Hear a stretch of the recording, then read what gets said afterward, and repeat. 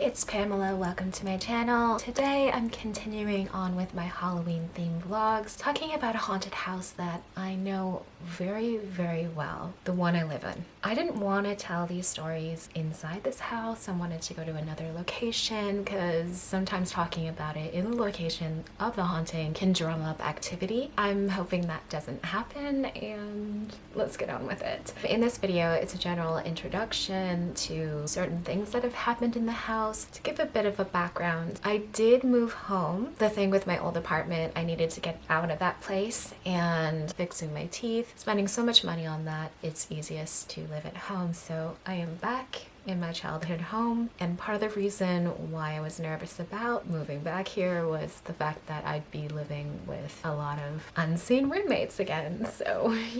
So I guess I can go back to when this all started. When we moved in, I remember the previous owners didn't seem to want to leave. So the day that we were bringing all the furniture in and all our possessions into a home to come live here, they were moving their stuff out. Then I remember they were in the backyard cooking dinner. My first experience was kind of minor. Our TV room used to be in the basement, which I do consider to be the epicenter of the haunting. I don't know if that's the right words to choose, but in this particular room that I don't like going into, we were watching TV. When I say we, I have a bad habit because I am a twin, so often when I'm talking about my childhood, I say we. So my twin and I were sitting on the carpet in front of the TV, and my mom was sitting on the couch behind us. When you're a kid, did you ever blow on the side of a sibling's face to annoy them? We used to do that all the time, and I felt that really hard on the side of my face. After it happened, I immediately looked over at my sister and was like, Shannon, her name's Shannon, and she was absorbed in the television, and she kind of looked over like, what? And I'm like, you blew in my face. And she was like, no, you didn't. And then my mom, who was sitting behind us, said she didn't turn her head. And I obviously didn't believe either of them. I would always catch her like turning her head or whatever, but I didn't see her head turn at all. I just felt the air on my face.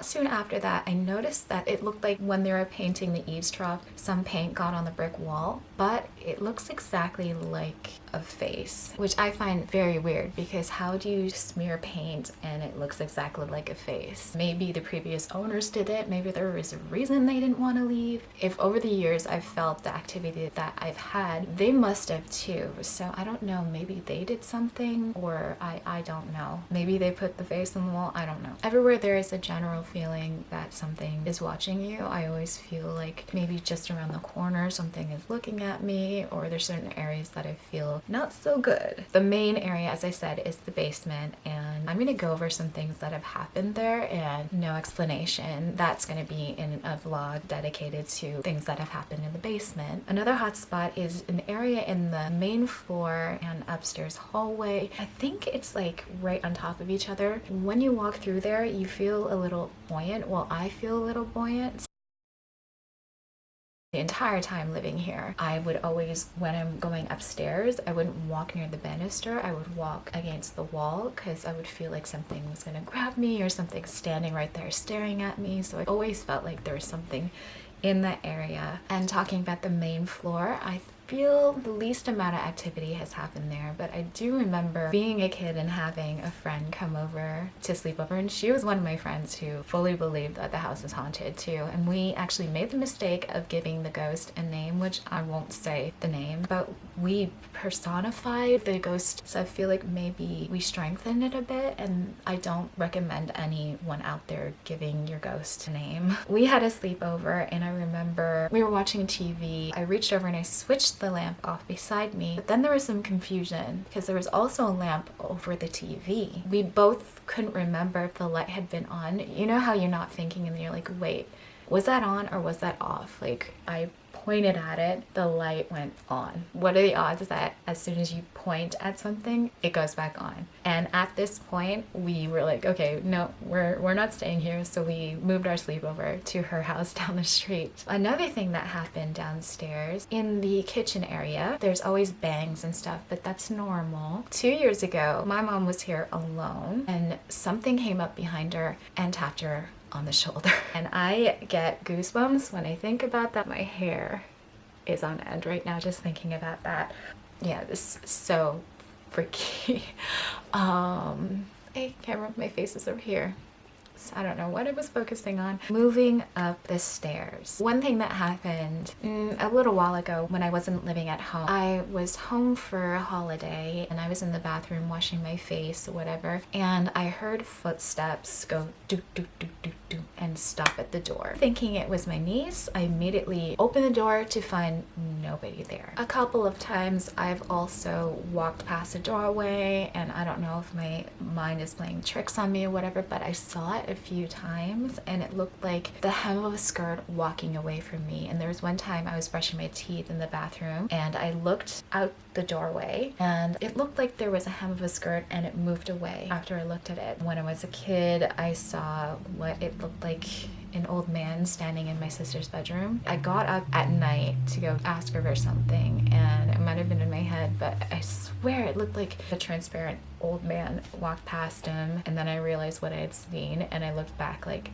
nothing was there. Moving on to my childhood bedroom. Upstairs, that is the #1 hot spot. I do not like going into that room. I don't like the vibes I get, and I don't want to dive too deep into it because I'm actually going to be talking about that bedroom in my next vlog in this haunted house series. So what do I think might have started it all? When we were kids, one day my mom brought home a Ouija board, and we no longer had this Ouija board. It was in the basement and the board warped. The friend who had named the ghost with me had come over, and myself, my friend, and my mom at the top of the basement steps decided to play the Ouija board. And I actually quit playing because the planchette was moving around and I thought it was them. So I was like, okay, forget this. And I went upstairs to my room and let them play. And they played for a very long time, and both said that they weren't moving it, and also claimed that things that they were hearing from the board, answers to questions that they were asking, there was no way that either of them would have known. People have asked me why I've never staged this place. I'm not a professional. I'm not gonna do anything to aggravate the situation or drum up,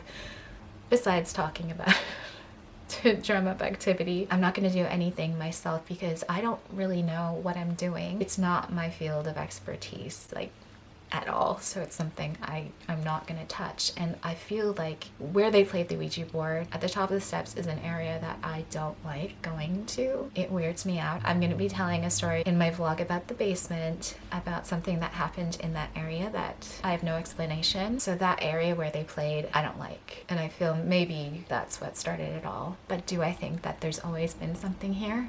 Yes. Because activity started before they played the Ouija board. I don't know, maybe more stuff was brought in or whatever, I don't know. There's been some weird experiences. Like in this room, I often wake up to hearing things in my ear, and this is the only place that it happens. Like the last time it happened, I heard a woman's voice talking about Medusa. A few times I've heard like a grunt or growl in my ear, and it wakes me right up. And it's like, there's nothing here. No one was in my room. Nobody was talking. I just hear something and it wakes me up, and this is the only place that it happens. So, and the weird part is I've heard from my mom that she hears things too, and it's when we're sleeping or when we wake up. In the realm of awake and asleep, we both hear it. So I think that's possibly a phenomena or something unexplainable that's happening in this house, unless we both have the same sleep disorder. I don't know, but how do you have a sleep disorder that's exclusive to a home? Like I was talking about my apartment, how I thought I had exploding head syndrome, but it had only happened there. How do you explain that? How can something be exclusive to one area? If you're a doctor or scientist and watching this and you have an explanation, let me know. I'd love to know. I'm gonna close this out here. Tune in for the next vlog, which is gonna be about my childhood bedroom and then the basement. Anyway, give this a thumbs up if you liked it. Please subscribe. Stay tuned for more stories, and thanks for watching.